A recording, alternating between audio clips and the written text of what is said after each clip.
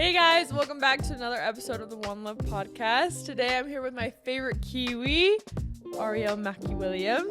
All your siblings played sports? Yes. Okay, so you're kind of in the mix. Mm-hmm. And you were the youngest, so you gotta work your way up. You gotta fight them all. Yeah. Something like that. Ari, this is your second ACL tear. It was really hard for me just because I've never had a major injury like that before. I just remember just being so angry at God, especially, and just being like, when I got back to my place, I fell to the ground. I was just crying, like, why does this have to happen to me? Like, why do I have to go through this again? What's up, Kicker Nation? I'm your host, Amari Whiting from the One Love Show, brought to you by Center Street Media Network, where we give you full access to athlete stories on and off the court. Follow and subscribe to our journey this season. Full episodes available on Apple, Spotify, and YouTube. And go Cougs. Hey guys, welcome back to another episode of the One Love podcast. Today I'm here with my favorite Kiwi, Arielle Mackey-Williams. Hi, thank you for having me. Thanks for coming on. Ari, introduce yourself. Tell us a little about yourself, all the good things. Okay, so my name is Ari, or Arielle. I am from New Zealand. I'm the youngest of 4. I have 2 older sisters and 1 older brother. And I also have 2 nephews and 4 nieces. Aww. So I love being around my nephew and nieces as much as I can. When I was 4, my family moved from New Zealand to Australia. Okay. And then I basically grew up there. Yeah, I basically grew up in Australia majority of my childhood. And then when I was 14, we moved back to New Zealand. So okay. Yeah, I guess I come from a very sporty, competitive family. Yeah? And yeah. All your siblings played sports? Yes. Okay, so you're kind of in the mix. Mm-hmm. And you were the youngest, so gotta work your way up. You gotta fight them all. Yeah. Something like that. I love it. So you mentioned all your nieces and nephews, so you're the auntie. Mm-hmm. Yes, I'm an Tell me auntie. Tell me how that's been. Obviously, with you being in the States, you don't get to see them very much, but do you call a lot? Do you get to check in on them? Yeah, I as much as I can, I try and face call them and stuff like that, which has been good, but at the same time it's just hard seeing them a little bit growing up, on the videos and on the little things like that. So yeah. But you did get to go home for a little bit. Yes. Tell us how that was. Yeah, no, I'm actually so grateful for Coach Amber because she let me go home for the Christmas break. As she should. What? Because normally I wouldn't be able to go back home because we're in season and stuff, but since I'm injured again, I was like, well, let me make the most of my time going home and just being around all my family. So it was good. The Christmas break was definitely something that I needed to end the year because I was going through it. I was going real through it. But. And when you went back home, tell me if I'm wrong. Maybe I'm stupid, but it's the season switch. So it was summer. Yes. It was hot. You got a little tent. Yeah. Came back home and said, hey guys, why are you pale? Yeah, pretty much. I came back. I was like, wow, I actually kind of did get a little bit tan. Yeah. Oh my gosh, that's fun. Okay, so you mentioned going through it. Ari, this is your second ACL tear. Mm-hmm. 1 on your right, 1 on your left. Kind of walk us through how it happened and just kind of tell us about just your initial thoughts. Yeah, so my first ACL injury was in 2023. Mm-hmm. It was actually almost during official practice times and stuff like that. So mid-September, I passed the ball into Lauren because she was coming up on the high post, and I went to backdoor and my right leg went inwards. And initially I didn't, because I've never had a major injury before, so I was like, oh, I'm sure I just sprained it or something, it'll be fine. So then when I went to get the MRI and it came back that I tore my right ACL, it was really hard for me just because I've never had a major injury like that before. Mm-hmm. And so my whole recovery, I felt for me was really good in terms of just how positive I was, especially because just knowing the guidelines and the different things, you know how it is, okay, here's my goal, this is when I want to achieve it by, and just those little milestones. Yeah. So then I came back from that injury in the summertime last year, and I was really excited for playing with the upcoming season. Mm-hmm. I was fortunate enough to play for New Zealand again in a World Cup. I was going to say, you went and played ball even before we started. Yeah, and you know, I thought I had a really good tournament. So when I was coming back from that, I was really excited, like especially mentally, just because I felt like I've trained, I put in the work coming up for the Like, hi, I'm back. No, exactly. I'm That's like, good. Yeah. Exactly. So I was getting ready for the upcoming college season right now, and then it was mid-October in practice. I was trying to fight through a screen, and my left leg got like stuck, and as soon as it like went in and I felt the pop, I knew as soon as I went on the ground, I was like, dang, like I just tore my left ACL, which is so crazy because I was like, man, like I just remember just being so angry at God, especially, and just being like, when I got back to my place, I like fell to the ground. I was just crying, like, why does this have to happen to me? Like, why do I have to go through this again? Yeah. Like, I literally learned from the last one. I was positive. Like, yes. Thought I did my due diligence. Yes, exactly. So I would say this time round with my recovery, it's been a lot just because I've had other things that's gone on with like family health and stuff like that. And just trying to accept the fact that like I just have to go through this again. And I think that's where a big part of like my faith has just helped me. I feel like I've definitely had to make the choice of, do I want to hold and like cling on to my faith, or do I just want to let that go? So I think my faith and just trust in Heavenly Father's been a big thing for me this time around as well. Yeah. And I think that like, okay, if a lot of people don't know, like when you do ACL recovery, I did mine the year prior to Ari.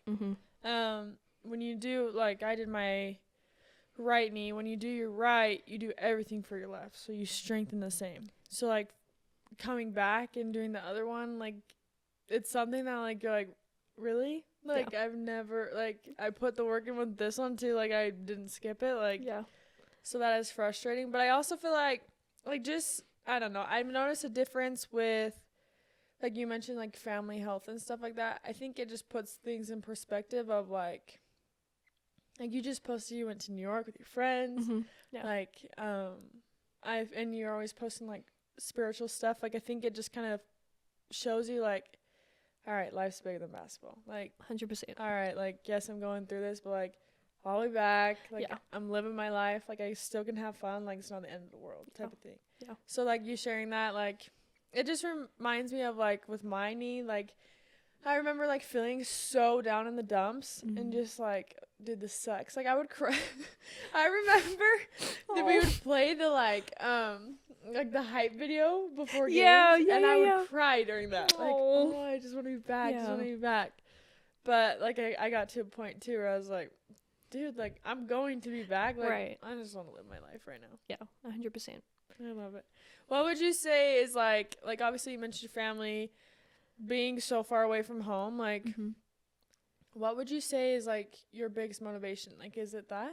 Yeah, definitely my family, especially my parents, just because they've sacrificed so much, not only for myself, but my older siblings as well, just to have the opportunities that we've had, and in order for us to be successful. Like, I remember when I took basketball seriously, like, my dad, he'd work more hours, and my mom, like, she would drive 6 hours, like, to a practice or even to, like, a game and stuff like that. Oh, wow. Yeah, so my parents, they sacrificed so much for me in order to be in the positions that I'm in right now, and I'm forever grateful for them, so they're definitely my motivations in life.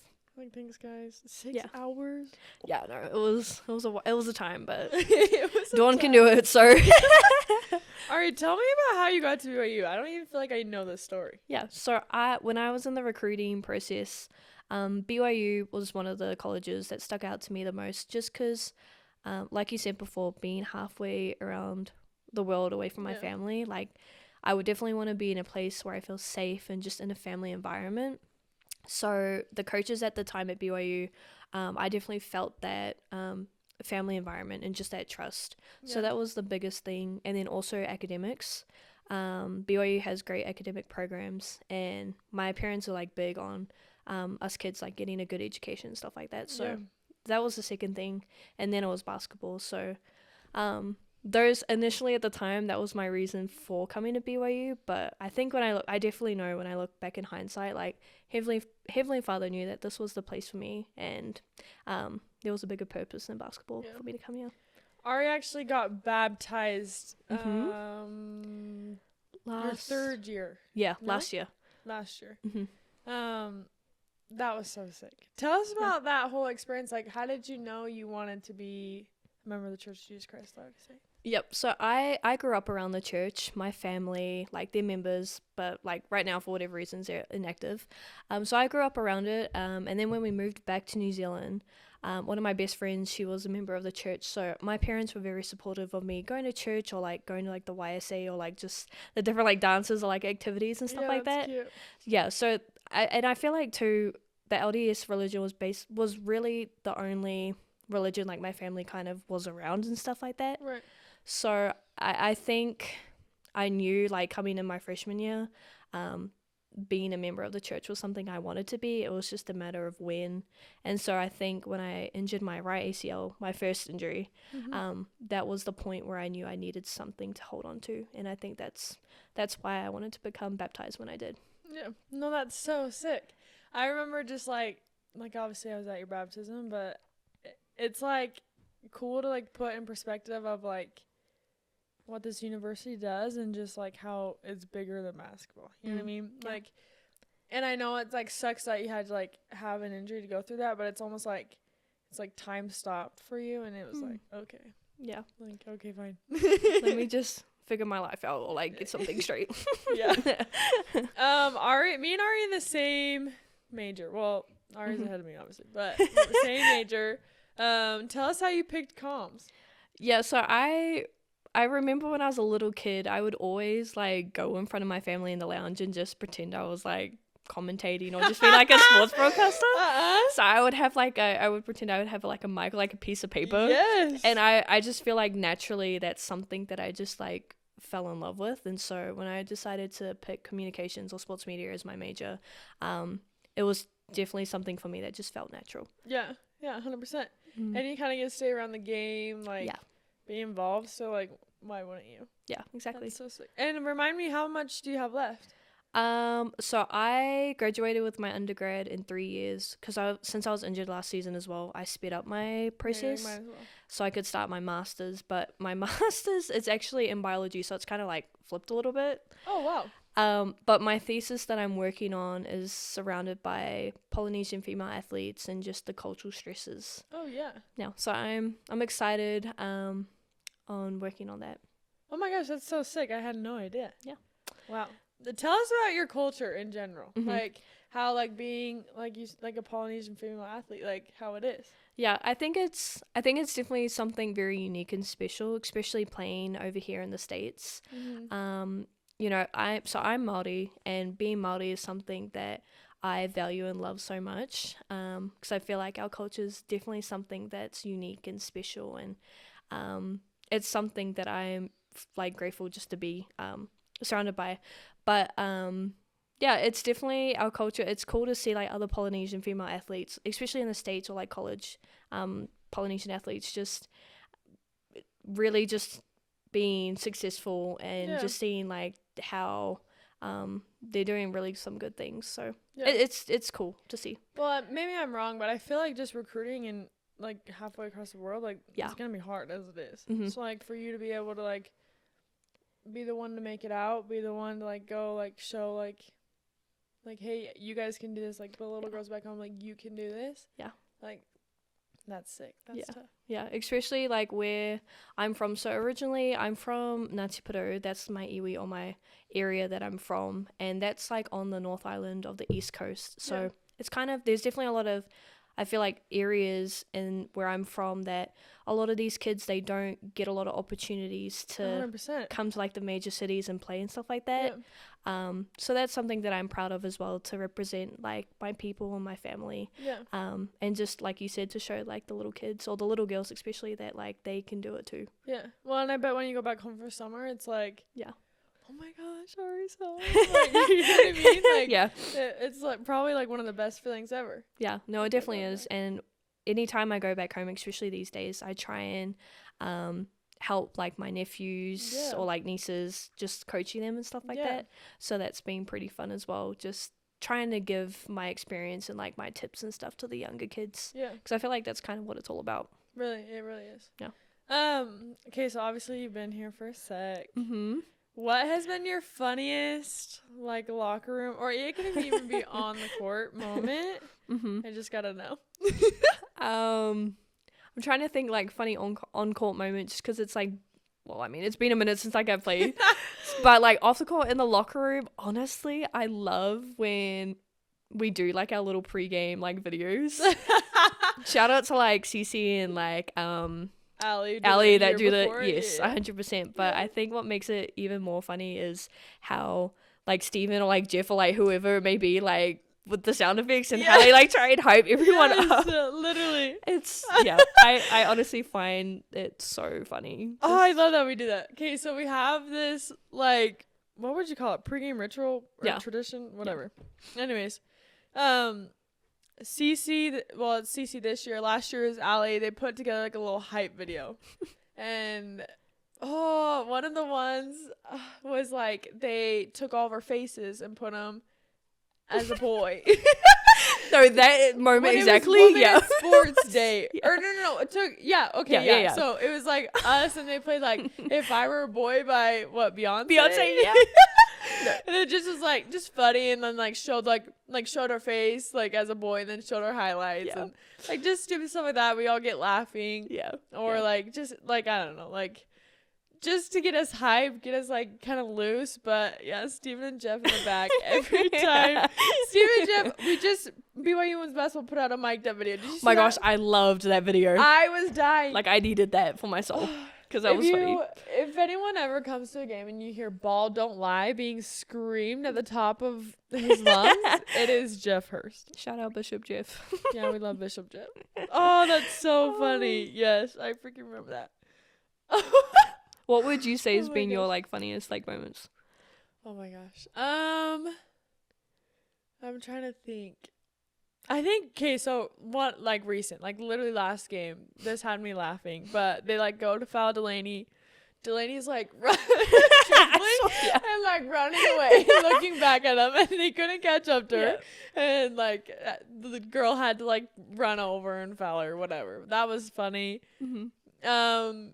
I think just like off the court, like there's just been like, I love when we go on long trips. I think it's so fun. Like we just like something always happens, we always do whatever, you know what I mean? But like there's always a game made up, like always. Like we were at dinner in Texas, and Kenny is like, okay, we're gonna play this game, and we like start like passing around objects around the whole like thing, and we're all like saying this like unified phrase, whatever. And the waiter comes over, like, refill drinks, and she's like... she's trying to, like, dodge. Literally. And it's just, like, the most, like, we look so stupid, but it's, like, so funny. Like, oh, my gosh. I don't know. I love that. Like, things you just... that are, like, not important, but you remember forever, you know? Yeah, I feel like that's, like, in college especially, it's, like, cherishing those moments. I think, like, I've learned of just, like, what we keep saying, like, life's bigger than basketball. Like, just embracing, like, the... memories that we have, because like I know I still got time in college, but already I'm just like, man, like I kind of don't want to like leave college because it's like so fun. And everyone, I feel like it's like you're like, oh my gosh, college is so stressful, but like once you look at it, like if I like step back and be like, okay, what am I gonna do after college, I'm kind of like, oh, I don't know. I don't want to think about that yet. Future me problem. Like it's like, you know what I mean? I know it's been like obviously like a little bit since you played, but are you a superstitious like girly? Like do you have your routine? So when I was playing, I'll be back. Cougar Nation, like I will be back, I promise. She's gonna be back. After we do shoot around, I always like grab a to-go box, and I just like to go back to my place and just like chill for a minute. So I like to do that, and then I like obviously have a shower, get ready, but I always, when I put my socks on, I don't know why, but it always has to be like my left sock first, then my right. Even with my shoes, like it has to be my left shoe first, and then my right. I love that. So just little things like that, and I feel like I have to like do the same routine and stuff like that, and like sometimes if I miss a routine, I'm like, it just blame it doesn't on the feel routine. good. Doesn't feel good inside. I feel that. I literally am the exact same way. Like I have a routine. Don't mess it up. Like, I got one job. Don't screw it up. Literally. That's so funny. How come left first? Like just natural or what? Yeah, well, I'm like ambidextrous. I think that's the word. So like Oh. I write with my left, but like I shoot with my right. Like I do different things with like my hands. So I feel like that's wly naturally I just do my left leg first. Wait, I love that. That's oh my a fun gosh. fact about me. Ari can do both. Have you ever tried shooting with your left? Yeah, not good at it though, but Okay. something to work on, I guess, in the off season for me. Thank you guys so much for watching another episode of the One Love podcast. Make sure to check us out on Apple, Spotify, and YouTube, and we'll see you guys next time.